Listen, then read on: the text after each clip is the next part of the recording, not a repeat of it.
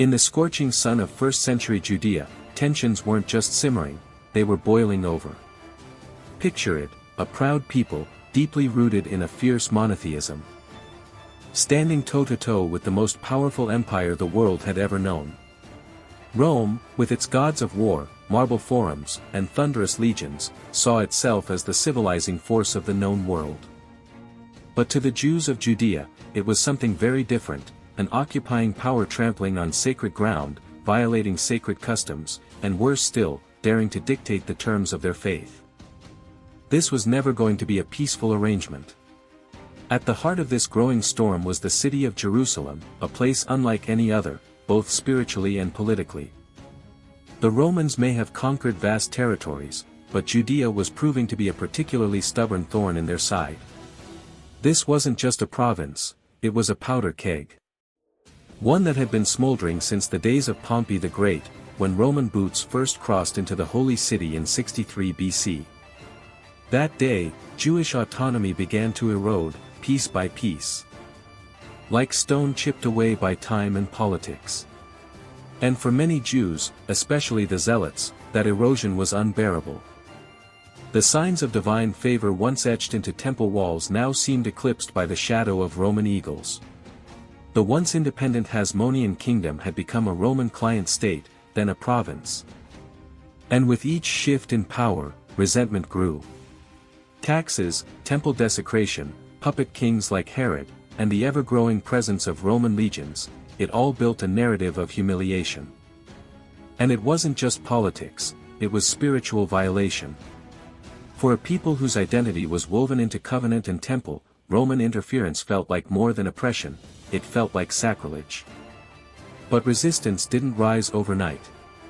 It festered in whispers, in the sermons of fiery preachers, in the blades of secret societies like the Sicarii, who believed that freedom must be carved from the flesh of invaders. By the time Emperor Nero's hand-picked governor, Gessius Florus, took office, Judea was already a land on edge. But Florus, with his greed and cruelty, didn't just pour salt into the wound, he tore it open. His looting of the temple treasury and brutal response to protests weren't isolated missteps. They were sparks. And when enough sparks fly in a dry forest, fire is inevitable. In 66 AD, that fire finally ignited. The people rose. A Roman garrison in Jerusalem was overrun, and for a brief, euphoric moment, the Jews reclaimed their city. The temple, the heart of their world, stood cleansed of Roman presence. But this wasn't the end. It was the beginning of something much larger. Word of the rebellion raced through the empire, reaching the ears of a man named Vespasian, seasoned general, loyal to Nero, and charged with crushing the uprising before it could spread. But in those early days, the rebels had momentum. They weren't a uniform army. They were a patchwork of ideologies: zealots, moderates, high priests, freedom fighters. Some wanted war. Others diplomacy. But for now, they were united in their defiance. And it worked. The Romans were stunned. What began as a local uprising quickly grew into a full-scale revolt. The city of Jerusalem became a fortress, its defenders emboldened, its people fiercely determined to hold what little autonomy they had left. And for the Romans, who had never lost a war this close to the heart of their empire, the challenge was now more than military, it was symbolic. Judea, once thought to be a minor province, had become a battlefield of empire versus identity. As Vespasian began assembling his forces, marching through Galilee with brutal efficiency, the Jews fortified their capital. Jerusalem wasn't just a city anymore, it was a statement. The war would rage for years. But in this opening chapter, we don't just witness the beginning of a conflict, we witness the collision of worldviews, of empires and insurgents, of gods and governors. It was never simply about land or rebellion. It was about dignity. About a people who refused to be erased. And in that resistance, we find the timeless human story of courage in the face of overwhelming force. This was not a war Rome had planned for, nor one it would easily forget. And though history often favors the victors, in the story of the Jewish revolt, it's the spirit of the defenders that lingers, not just in the stones of the old city, but in every struggle where people choose faith and freedom over fear. This was only the beginning. What would follow would shake the empire, burn a temple, and echo across millennia. But it all started here, in the alleys of Jerusalem, where rebellion rose. And the fate of a nation was written in fire. As Vespasian began his calculated march into Judea, it became clear that this was no ordinary military campaign, it was a methodical effort to extinguish the spark of rebellion before it became a wildfire. His approach was slow but crushing. Designed not just to defeat, but to demoralize. He moved through the Galilean countryside like a storm on the horizon, swallowing cities and scattering resistance before him. For the Roman general, victory wasn't about speed, it was about permanence. Each town that fell was made an example. Each wall broken was a message to those who still dared to hope. The people of Galilee, fiercely proud and deeply religious, didn't give in easily. But against the might of Rome's war machine, even the most determined fighters found themselves outmatched. One by one, the fortified cities fell, Jotapata, Tarichaea, Gamla. And yet, for every victory, Vespasian was keenly aware of what still lay ahead, Jerusalem. The heart. The symbol. The prize. It was a city unlike any other.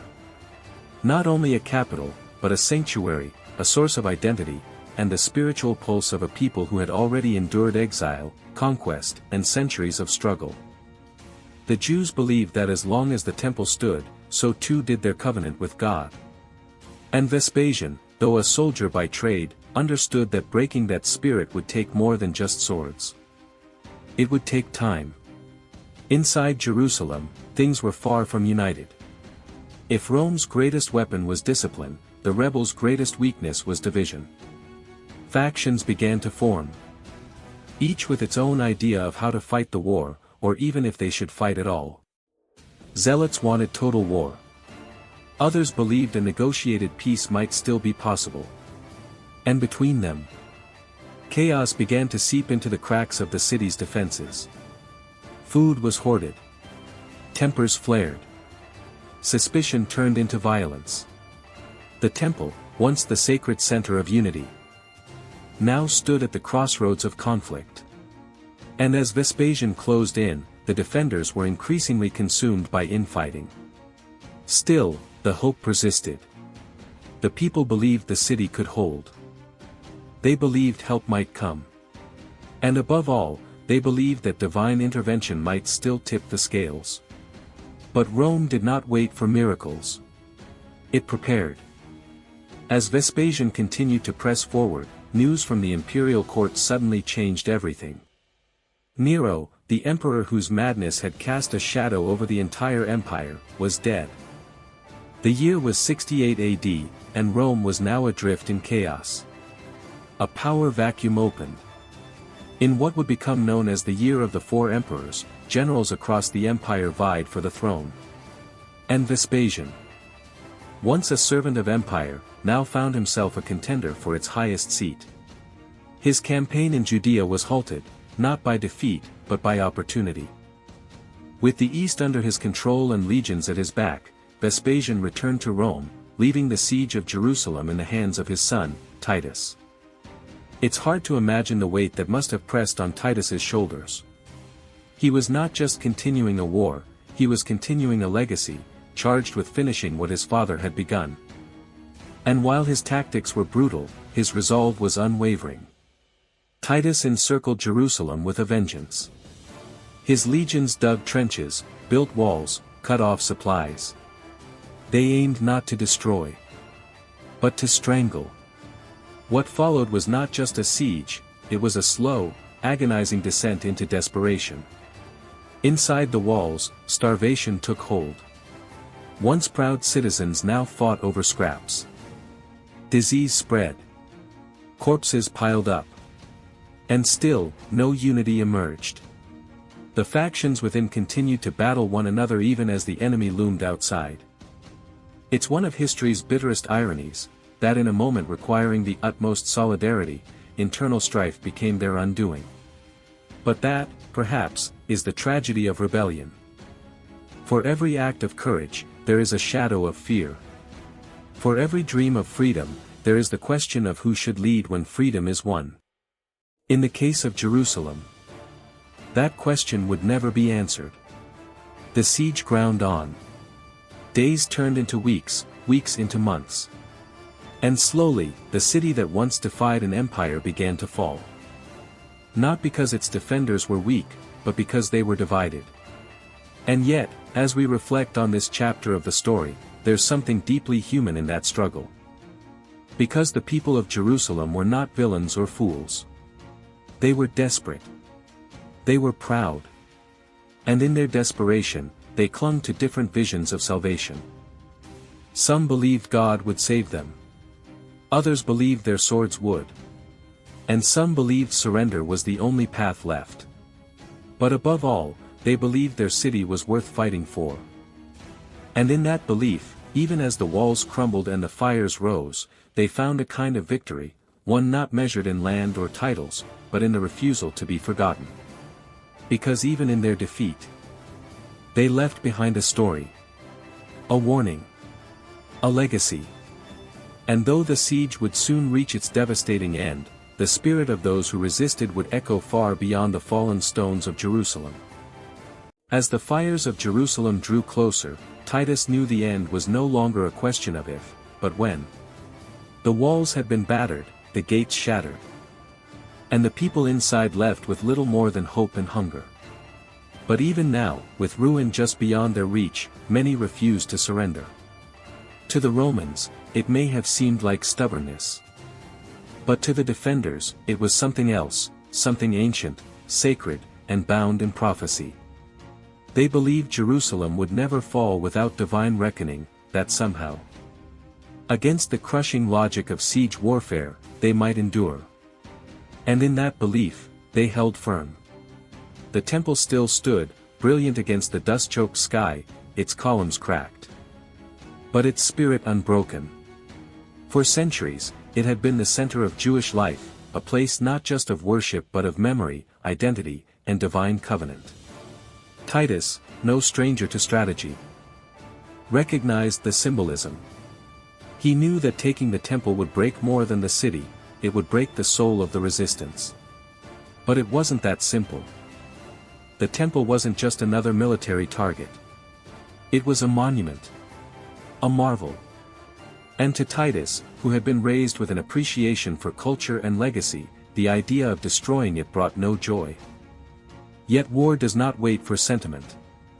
As Roman troops flooded into the city, the chaos became impossible to contain. Fire spread wildly. There are differing accounts of how exactly the temple was set ablaze. Some say Titus gave the order, others claim it was accidental, a spark born from the frenzy of combat. But the result was the same. Flames devoured the sanctuary. Gold melted down the stones. Priests were cut down in the courtyard, scrolls turned to ash. And the cries of the people echoed up into the smoke-choked heavens. Imagine the silence that followed, not the silence of peace, but the heavy, hollow stillness that comes after something ancient is lost. In those moments, even the conquerors must have felt the weight of what they had done. Because this was no ordinary victory. It was the erasure of a symbol. And that kind of conquest doesn't come without consequence. Titus, though triumphant, did not celebrate in Jerusalem. He left the city as it lay, in ruins. Empty of life, its survivors sold into slavery, its once crowded streets now pathways for silence and dust. The Roman legions marched back to Rome with spoils in hand, sacred artifacts, golden menorahs, and the very memory of a civilization carried as trophies. When Titus entered Rome, he was met with a hero's welcome. The Arch of Titus still stands today. Carved with images of the triumphal procession, the treasures of the temple held aloft for all to see. But beneath that celebration lay a different truth, one not etched in stone, but in suffering. The destruction of Jerusalem was not just a military victory, it was a cultural reckoning. For the Jewish people, it marked the end of an era. The temple, the heart of their spiritual world, was gone. And yet, they endured. Exile did not extinguish them. Dispersion did not silence them. Instead, their identity evolved. Synagogues replaced temples. Rabbis replaced priests. Memory became resistance. It's tempting to see history as a series of rises and falls, victories and defeats. But sometimes, what looks like a fall is really a transformation. The destruction of Jerusalem didn't end a people, it reshaped them. And in doing so, it left behind one of the most powerful stories of resilience in human history. For Rome, too, the victory brought change. Titus, though praised and paraded, was a man marked by what he had witnessed. His rule as emperor would be short, and his memory complicated. In public, he was adored. But in private, the burden of Jerusalem lingered. Some say he wept over the temple. Others claim he saw himself not as its destroyer, but as its reluctant executioner. Perhaps he understood, in the quiet of his later years, that true power isn't about what you conquer, it's about what you preserve. And what he had destroyed, though justified in Roman eyes, could never be undone. History doesn't offer easy answers. It offers echoes. And in the burning of the temple, we hear one of the loudest, the cry of a people pushed to the brink, the silence of a sanctuary lost. And the distant footsteps of an empire walking away, victorious, but changed. For those who tell this story today, the lesson is not just about war. It's about memory. About the cost of forgetting what we hold sacred. And about the courage it takes to begin again, even when everything has been taken. As we walk through ancient ruins or read the weathered pages of forgotten texts, we're reminded that history is not just a chronicle of the past, it's a mirror. And in that mirror, we see ourselves, not as conquerors or conquered, but as humans, shaped by struggle, lifted by hope, and forever searching for meaning in the ashes. The fall of Jerusalem may have marked the end of the Jewish revolt, but it was far from the end of the story. In the ashes of war, in the silence that followed the screams, something else began to stir, a legacy, forged not from stone or steel, but from memory and meaning. Rome had crushed the rebellion, razed the temple, paraded the spoils through its marble streets, and etched its triumph into arches and monuments, but even Rome, with all its power, could not erase what the Jewish people carried in their hearts. Scattered across the empire. From Alexandria to Antioch, from Babylon to the edges of Gaul, Jewish communities refused to let their identity vanish. And this is where history becomes something more than conquest, it becomes survival. With no temple, they turned to Torah. With no priests, they turned to scholars. With no homeland, they turned to each other. It was here, in exile, that Rabbinic Judaism was born, not as a retreat from destruction, but as a reinvention, a quiet revolution of faith and resilience. While Rome celebrated its fleeting dominance, the Jewish people began to write, to remember, to redefine. And that is why, even today, the memory of Jerusalem endures not only in stone but in song. In ritual, in whispered prayers passed from parent to child. But let's not forget what happened to the victors. Rome, despite its glory, was already beginning to fray at the edges. The triumph over Jerusalem had come at a cost, not just in blood, but in belief. An empire that once prided itself on order had begun to show cracks. Civil war, succession crises, economic instability, the familiar weight of power tipping into burden. Titus, hailed as a hero, would die young, his reign remembered with affection but shadowed by silence. His brother Domitian, who followed him, would rule with fear rather than wisdom, and many of those who once celebrated Rome's might would find themselves longing for something deeper than conquest. And perhaps that's the great irony. The empire that claimed to shape the world was ultimately shaped by the very people it sought to dominate. Rome borrowed from everyone it met, philosophy from the Greeks, engineering from the Etruscans, gods from the Egyptians, and, in time, Faith from a small group of Jews who followed a teacher from Galilee. Just decades after the fall of Jerusalem, another revolution was underway, this time not with swords, but with scripture. Christianity, born from the same soil that had witnessed the destruction of the temple, began to spread across the empire, offering a message not of power, but of grace. And within 3 centuries, the Roman Empire would bow, not to another army, but to a faith rooted in the very people it had once tried to silence. This is not just a historical coincidence. It is a pattern. Power can silence voices, but it cannot erase truth. It can level cities, but it cannot extinguish spirit. That is the true lesson of the fall of Jerusalem, not that empires rise and fall, but that meaning, belief, and identity can outlive even the mightiest armies. As we look back from our modern vantage point, with history books in hand and satellite images of ancient ruins, it's easy to see the past as static, fixed in time. But these stories are alive.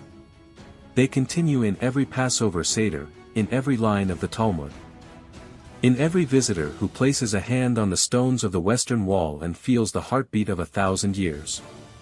They continue in the questions we still ask today, about power, about faith, about what it means to belong. And they remind us that while monuments crumble and empires fall, the human spirit, once awakened, endures. So the next time you hear someone speak of conquest, of dominance, of total victory, remember Jerusalem. Remember that beneath every fallen city lies not just ruin, but resistance. Not just endings, but beginnings.